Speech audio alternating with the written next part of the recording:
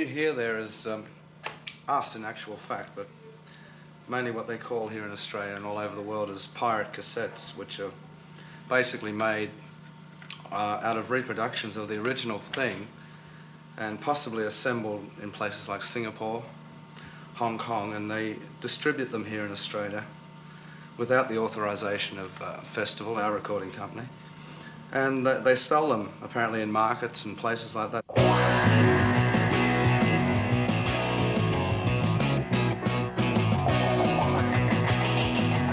I have here a cassette and a record which have been smuggled into Australia. They're pirated versions of genuine originals which have been recorded by recognised recording companies.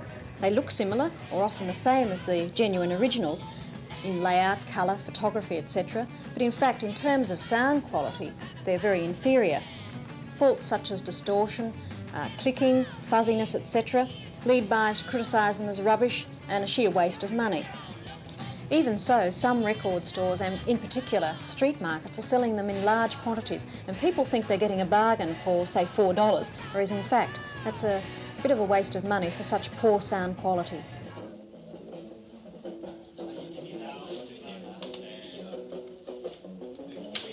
Most of these copied recordings are made and sold in Hong Kong, but many are exported to Australia, Europe and the United States.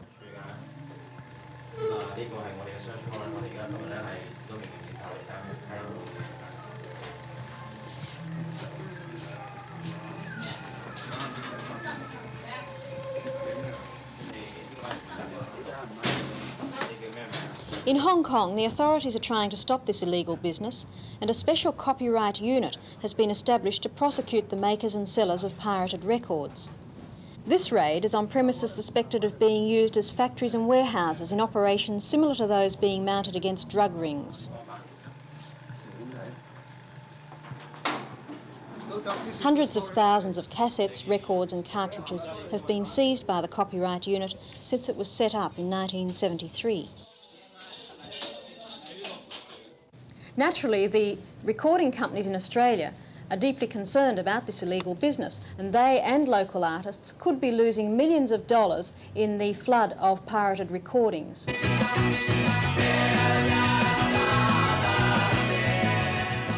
Piracy in records and cassettes in this country at this time is a tremendous problem to us all.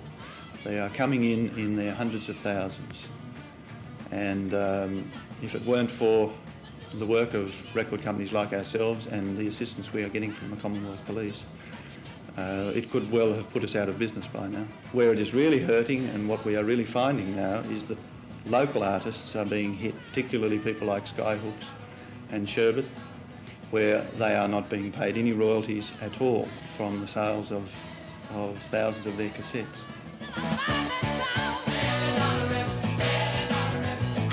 So when buying recordings, make sure that they're stamped with a recognised brand name and that you buy from a reputable store. A price below the normal retail price, say $3.99, may indicate that the recording is a pirated version. So be careful, because you might get a very poor sound quality. The last thing is, although you might save a couple of dollars on a pirated record, in terms of value for money, what you'll get with the genuine original will be much better value for money. Considering that you pay something like 25 cents in Hong Kong for one of these, or they're produced for 25 cents, you may pay, say, 80 cents. In Australia, you pay $4, which really is quite a rip-off.